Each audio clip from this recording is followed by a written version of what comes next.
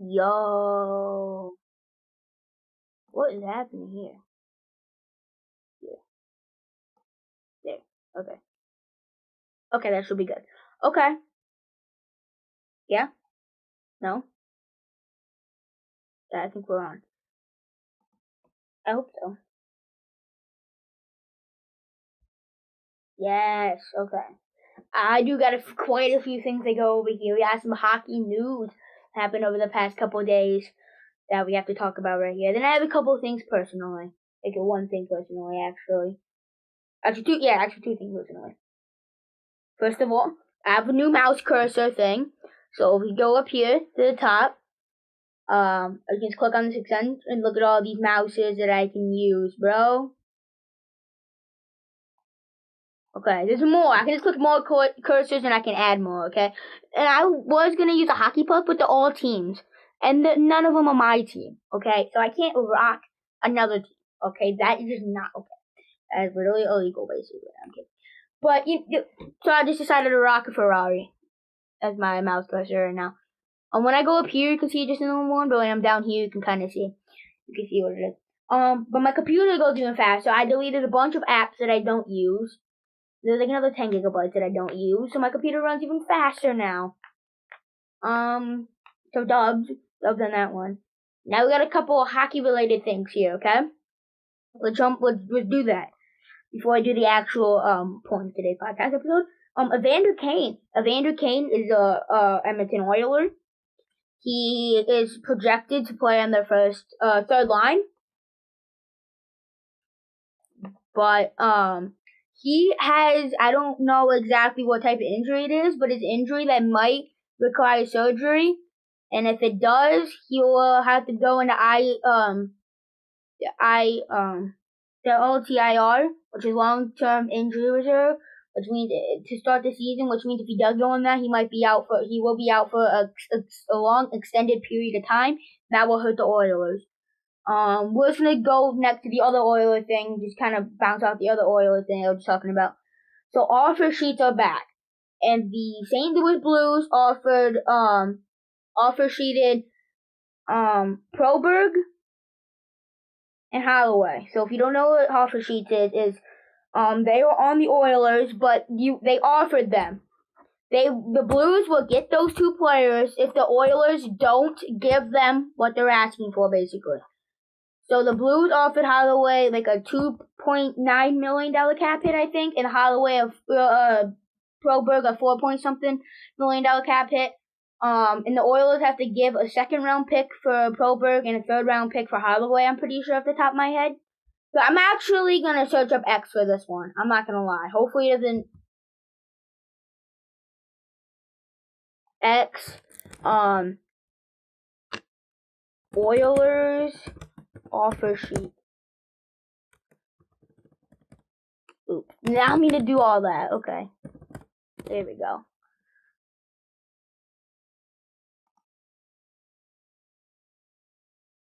Okay. But yeah, if I had to say what I think's gonna happen, I think that Edmonton gets back Holloway. The only way they get back Proberg is they have to make a trade, because a big part of this is next season they're gonna have to re-sign Draisaitl, and they're going to, and he's gonna get paid like $14 million probably around that range, which is one of the biggest contracts we get in the NHL. So they have to have some salary cap, and they don't have much salary cap. So I think they're gonna give up the pick to get Holloway back because he brings up good speed, good energy. Proberg is not good enough to sacrifice anybody, really. They might have to sacrifice somebody if they get rid of him. Proberg, okay, it was right down here. St. Louis Blues are not only making the rare move of offering offer sheet to another team's players, they're doubling up on the tactic. The team announced Tuesday that it tendered offer sheets for Edmonton Oilers defenseman Phil Proberg and forward Dylan Holloway. It's a bold strategy to go after two restricted free agents because Edmonton, which rallied from a 3-game series hole to lose Game 7 of the Stanley Cup Finals, already cap-strapped. The Oilers have 7 days to match, according to Section 10.3 of the NHL Collective Bargaining Agreement. But it won't be easy. Proberg is offered a 2-year contract with $4.858 million. So if they do get Proberg back, It's either Proberg gets that contract with the Blues if the Oilers don't match what they want. Proberg goes back to the Oilers if they match what the Blues want, and that's a cap hit. That's why I think that Proberg won't go back to the Oilers because he's getting paid too much for what he's worth, and it's not worth it. But Holloway's only getting paid $2.29, so not 2.9, 2.29. Big difference. I think they will get him back because he brings good energy, good speed. But I think they're gonna lose Proberg. It's not worth the cap hit. He's not worth what the Blues offered him, and he's really just not that good. And they can't make sacrifices and commitments to somebody that you don't know. Like, you can't just get rid of people just to try to hope this guy does good, especially for a huge overpay of what Phil Proberg is getting. So yeah, that's my opinion on that whole situation.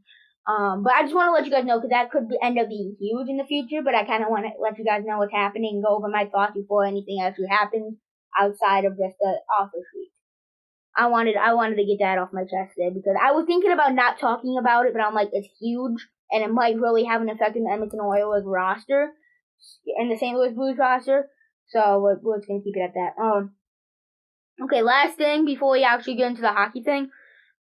There's a new captain in Toronto. Yeah, John Tavares does not have his captaincy anymore. The captain, and before I say who the new captain is, he was perfectly okay with it. Multiple reliable sources said that he was perfectly fine with it. He went with it, and him and the GM were talking about it so much, and he was willing to do it. He willingly gave up this captaincy. Oh, you can literally see on my screen. I don't know if you guys saw that. It said right here. Toronto Maple Leafs to name Austin Matthews captain on Wednesday. Tomorrow, Austin Matthews becomes Toronto Maple Leafs captain. So I want to go over this slightly here. I don't want to take too long, but we're going to talk about this. Austin Matthews. So I'm assuming because John Tavares' contract expires next year. I think he's going to re-sign. And if he does, he's probably going to take a lesser role in that team. And after getting eliminated in the first round last season, I think he is willing, since he is aging and he might get slightly worse, he wants Austin Matthews to take over that team's leadership role as the captain, and he wants that team to go in a different direction, and knowing the fact that he might age, he's aging, and he might take a lesser role in the team. So I think it's a good move. Some people think, like, why did he do it so early, or so many years to be captain? To become captain. Tavares is a great captain. Or Tavares was a great captain, but he is willing to do it. He's aging, and I think Austin Matthews is by far their best player, the biggest star, their number one guy. So I mean, and he's 26. He has plenty of NHL experience. And being behind a guy of John Tavares' captaincy teaches him a lot of stuff. So I think he'd be a great captain. I think it's really good for the Maple Leaf organization and their roster, and hopefully he brings some success to Toronto. I'm not a Toronto Maple Leaf fan. I said that like I'm a Toronto Maple Leaf fan. I wanted them to win the Stanley Cup. I don't really care. I'm a Blackhawks fan, but yeah. But that's all I gotta go over right now. There's a few big things hockey related and a couple things for me personally that will also kind of affect the podcast. I mean, the mouse cursor doesn't really affect the podcast. But if you see like a car floating around my screen and a Ferrari logo, it's because it's a Ferrari logo and it's just my mouse cursor. And I might change it during the podcast or after the podcast, even before the podcast, or just overall during any time really. But anyways, enough of me yapping for almost 7 minutes. Actually, not been 7 minutes. No way, it's been 10 minutes already. Okay, actually, that's good. It's 10 minutes of stuff that I needed to talk about. But, oh yeah, we're gonna, do a podcast episode grading every team's, for a fourth line. So let's do that. I need to, before we jump into this, I want to make sure I have all these teams wrote down on my phone.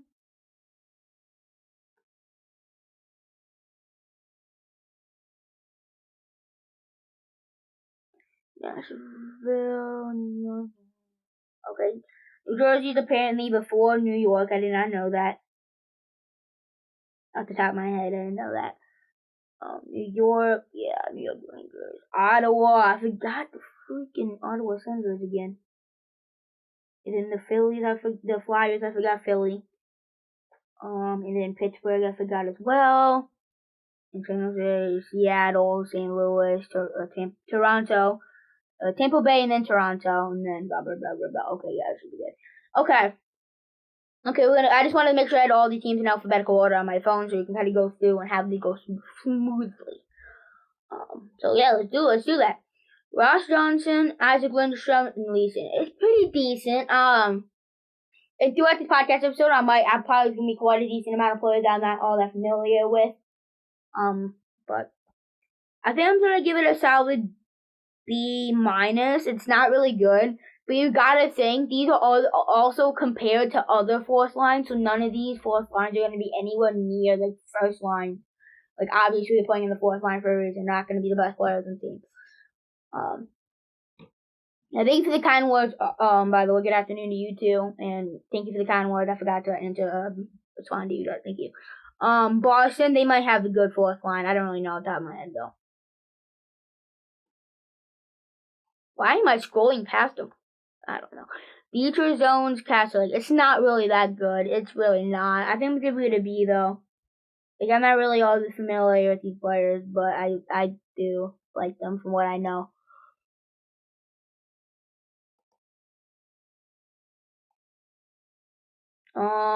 Sam Lafferty, Baker Bell, and I don't really know who that guy is, but I actually think it's pretty good. I'm gonna give it a B+. Lafferty is a very, very good penalty killer. He's a good two-way forward. He's grinder. He's physical. Baker Bell is pretty similar. And it's very good. I like it. Yeah, Calgary's up next. Yeah, Calgary. I actually don't think they have a terrible fourth line. Off the top of my head, that is. Okay. Rooney, Lomberg, dude. That's not bad. I think I'm gonna give it a B. It's really not bad. I mean, I'd put N by accident? It's not an N grade. I don't know how that's possible. Rooney and Lomberg. Lomberg won the Cup with Florida. He's a good depth piece for them. He's very good at the bottom six. Rooney's good, and I'm not really familiar with Walker Duery. So yeah. It's almost 13 minutes already. God dang. Stahl, Martin, or Robinson. That's actually really nasty. A-.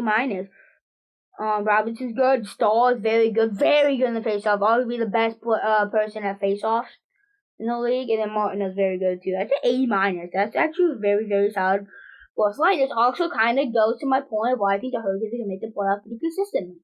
They always use fourth line. Usually they go from third back to first. It really depends on the energy of each. Like, they usually start with the first, and then they go to second, third, fourth. But sometimes they go from third to first if either the fourth line's tired or something. Yeah, because sometimes, like, the fourth liners sometimes go on the penalty kill. So if he's got off the penalty kill, and some of the players at the fourth line are tired because they're just out there on the penalty kill, the third line might just go to the first line. It really depends on the situation. I mean, it's really hard to tell usually. Can't really predict it. But thank you for the question. But yeah, like, it goes to my point of why I think the Hurricanes are gonna make the playoffs pretty convincingly. First of all, Rod Brind'Amour is a very good regular season coach, one of the best regular season coaches in the league. Since he's been with the Hurricanes, they consistently made the playoffs. I'm pretty sure every year since he's been behind the bench. At least 9 out of 10 times he's been behind the bench at the very least. They made the playoffs. He's a phenomenal regular season coach. He knows how to adapt. He knows how to work his team in the way that they work best. He knows how the lines work, and he knows chemistry, and he knows stuff like that. It really looks like that. Their team is still good. Like, I ranked all the lines. I'm gonna rank their defensive pairings. That's what we're doing also too. But in later podcast episodes. But like Snetchikov, Aho, Jarvis, Nietzsche, Kakeyemi, Nadeau, Derry, Roslovic, Martin, Stahl, Robinson. Good star power, great top six, phenomenal bottom six. Very underrated bottom six, by the way. And then, like, their defense is absolutely elite. Burns, Slavin, Orlov, Walker, Gostisville, and Chatfield. Phenomenal. Power play is great. Penalty kills can be phenomenal as per usual. Anderson can get you a 910, 950 save percentage if he stays healthy for the whole season. Kachekov was phenomenal last season when he played. So it's really just this team, I think, is going to make the playoffs pretty convincingly. Yes, the Metro is strong, but first of all, it's not as strong as the Atlantic. Second of all, I still think they're super good, bro. You could say the same thing about the Metropolitan Division in the last couple years, and they still made the playoffs convincingly. They're only 3 points behind the President Trophy winner last season, and they didn't lose much. Yes, they lost Shea and Pesce, but they got Walker and Gostisbehere back. They're not quite as good as those two, but they're still good. Fourth line, Reichel, Donato, Smith. It's really not that good. I think we can give it a C. Reichel is if Reichel takes a step up and plays like he should, it could go up really. But he hasn't really taken that step that he needs to really be a good offensive producer in the NHL level. Donato is a decent penalty killer. He's a good penalty killer, but he's not really that good. And Craig Smith is he's old. Not the best. Colorado. Wagner, Kelly, and Kiviranta.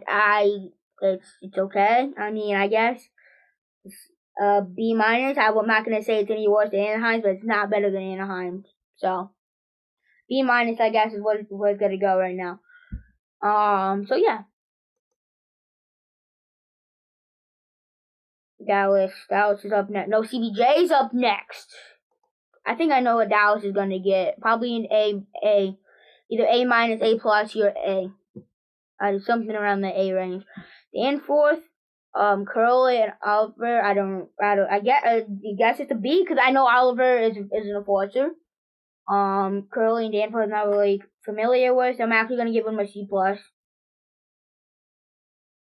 But yeah. Not really much to talk about there. C plus. Why am I so cold, bro? I literally have a blanket on and my fan's off. I don't understand why I keep getting cold when I'm in my podcast. There's just something next to me. Is my window open? No, I don't understand. Okay, well that's fine. Kind of cozy right now. Dallas. It's about to be nasty. That is all Blackwell and Steele. Yeah. I think I'm gonna give it an A. It's a solid A. Dadonov might not resign. Yeah. Dadonov that might not resign. Steele is so good, and at that depth position, he's not like a no first liner, but he's a good depth piece, and so is Blackwell. So an A, but I'm not quite giving no A plus yet. You see what I'm saying? Of good Dallas depth is though. You get what I'm saying? Like they consistently be getting A's on every single line. Valino, Fish, and Mott. The fourth line is actually not bad. I don't like their depth, but the fourth line, just as a whole, the fourth line is not bad. I think it's a bit of B. It's really not bad. Yeah, I think it's a solid B. Solid B. But as solid as it gets. It's purely solid. Yeah. Ryan Brown, Yanmark. Okay, I like that. It's not. I don't think it's an A quite yet, but it's an A minus. Yanmark was super good in the playoffs. So was Connor Brown, and Derek Ryan's good too. Yeah, Edmonton and Dallas, two of consistently getting A's and A minuses on these line grading podcast episodes I've been doing the last few podcast episodes. Nozak, Whistle, and Jesser Boquist. It's actually not bad. I'm gonna give that an A minus too, just as Edmonton. Boquist, Nozak, and Whistle all good fourth liners. I'm not gonna lie to you. A minus, I think it's fair for Florida. Lewis, Kelly, Janelle. I think I'm gonna give it a B plus. Janelle, it really bumps up that line. I do like Dan Janelle and Lewis to Kelly are good too. We got about 20 minutes in. That's not bad. What team's up next? Minnesota. Okay. Minnesota might probably gonna get around a B minus area. Trennan, Gaudreau, Luca. Yeah, I'm gonna give it a B. A B. That's not bad. Frederick Gaudreau is underrated. I feel, in my opinion, my personal professional opinion, he's underrated. Hold up, guys.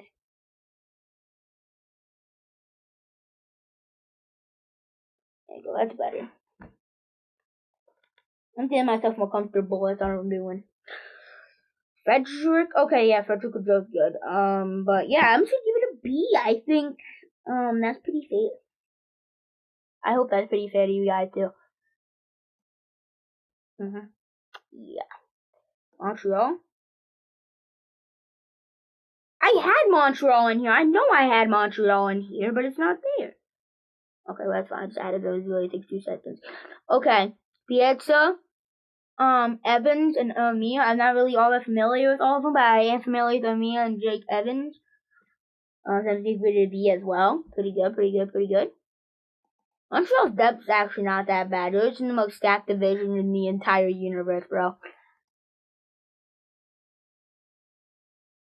McCarron, Patterson, and Cole Smith. I actually like that. I'm going to give it a B+. Not quite an A-. Not on the level of Edmonton to Florida's, but it is very good. It's kind of like a little bit of a downgrade from Edmonton to Florida's. New Jersey Devils. Lazar, Besson, Carter. I'm gonna give it an A+. I'm not glazing the New Jersey Devils, okay, guys? I'm not glazing the New Jersey Devils, but that is a nasty fourth line. They're all very physical. They all know how to play. Bottom line minutes. Lazar, Carter, and Basin know how to do that stuff. And it's good, man. It's really, really good. So it's going to be the first A+ podcast episode, okay? A+. I gotta get my phone, y'all. I thought I fell way back there. I didn't. Okay.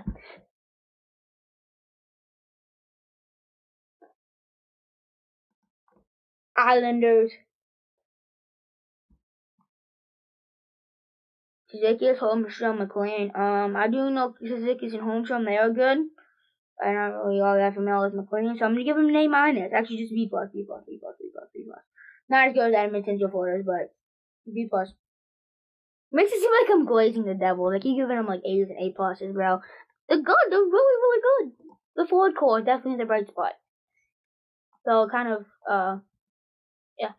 Carrick, Vesey, Rempe. Actually, like, Rempe is really fun to watch, dude. I think I'm gonna give it a B+. It says Islanders, dude. That's a cool line, bro. I love that line. Why am I cold? I don't get it every time I'm at, bro. There's gotta be, like, my window must be open, or air or something over here. I don't understand. If you guys been watching these last podcast episodes, you know I keep mentioning I'm cold. I really got goosebumps right now, bro. Oh my god. Okay, Abstract, McLean, and Gregor. It's good. B. It's B. B. But I can't get it any higher than a B. Abstract, I'm not really familiar with Gregor and McLean. A pretty good fourth liners, but not no Edmonton, Florida, your Devils level. Your Stars. Stars actually has a higher level than Oilers and the Panthers. Higher grade and a higher level. What am I on about, bro? Okay, Hathaway, Poland, Case. It's actually pretty decent. I mean, for a fourth line, pretty good. So I'm gonna give it a B. There's a lot of B's. I'm not gonna lie. B+, B+, a couple A's, A-, A+, you know what I'm saying? Pittsburgh, what did I do? Click on. I'm gonna change my mouse cursor real quick, y'all. So I put it on the Bruins. That's the only National Hockey League one I have in my thing right now. No, I'm gonna put on a rocket ship. Rocket ship.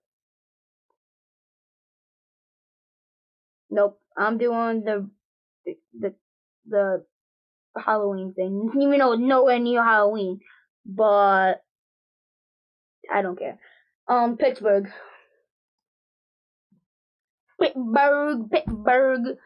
Okay. Ella, Charlie, Oza. It's okay. B. I would have gave it a B, but there's too many B's. And it's not as good as Ottawa's or Philly, so yeah. I'll be a minus for Pittsburgh. How long's the podcast episode been? Like 25 minutes-ish? Around that range? Yeah. Okay. Strom, Dellandrea, Goodrow. I mean, it's okay. It's very mid. I'm not gonna lie. Dellandrea and Strom and Goodrow. It's okay. I mean, I think I'm gonna give it a solid C+. I mean, nothing too special at all. But yeah, that's pretty okay. That's pretty okay. Yep.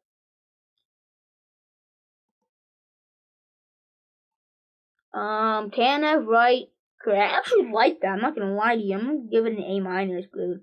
Hopefully Wright takes a step up and Tanev is good. And then Cray, I don't know much about him, but hopefully Shane Wright takes a step up. I'm really projecting that Shane Wright takes a decent step up next season. That's why I give it an A-. right now, after what we got, it's not an A-, but it's kind of just like projecting that one. Sunquist, Captain, and Joseph. It's pretty good. I mean, I'm giving it a B. Especially if they add Holloway. I don't think he's gonna go on the 4th line. I think he's probably gonna go 3rd line. But, yeah. Oh. I'm yawning. I'm really not that tired, but apparently I am. Apparently my body disagrees with me on that one. Tampa Bay Lightning.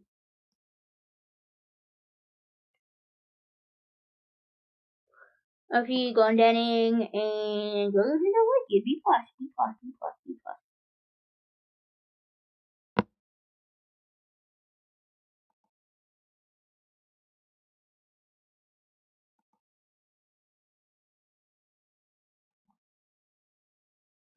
Reeves, Dewar, and Camp. I actually really like him. I'm gonna give him an A for Toronto. A for Toronto.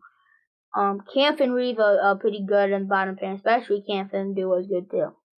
Reaching the end of the podcast. Reaching the end of the podcast.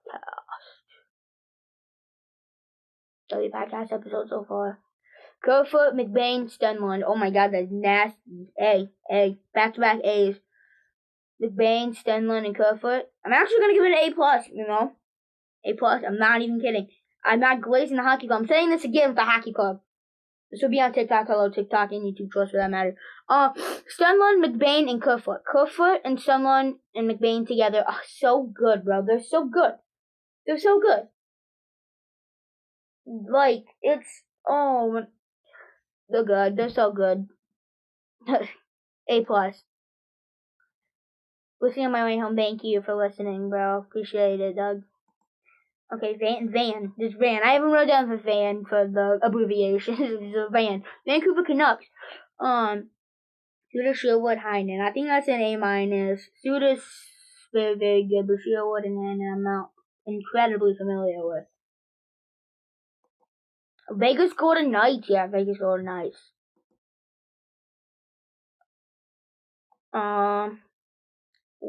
Nick Waugh, Kolosar, Howden. A. Maybe an A+. You can make an argument why it's A+, in my opinion. If I wanted to, I could, but I'm gonna give it an A.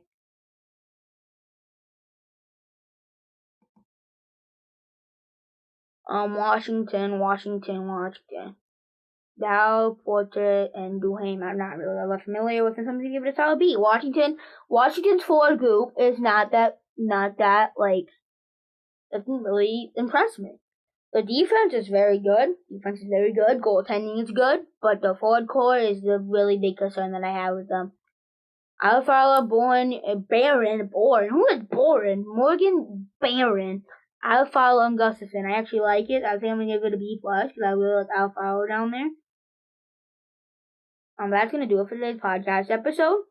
Hold up. Yeah, that's gonna do it for the podcast episode. I mean, what was almost 30 minutes, like 28.5 minutes ish. It's a fun podcast episode. I like talking about that stuff in the beginning. I think I should do that more. I'm doing that anyways, but it hasn't really been much hockey news in my defense.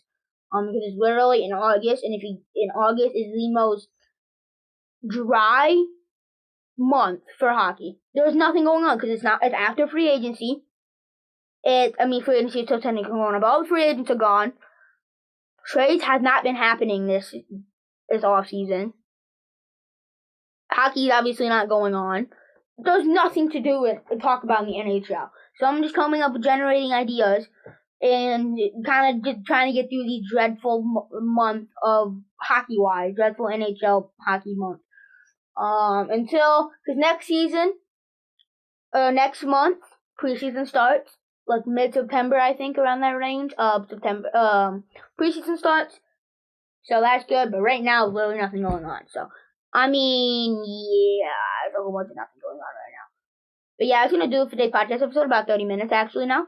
So I will see you guys tomorrow for episode 18 of the season 3 of the podcast. So peace.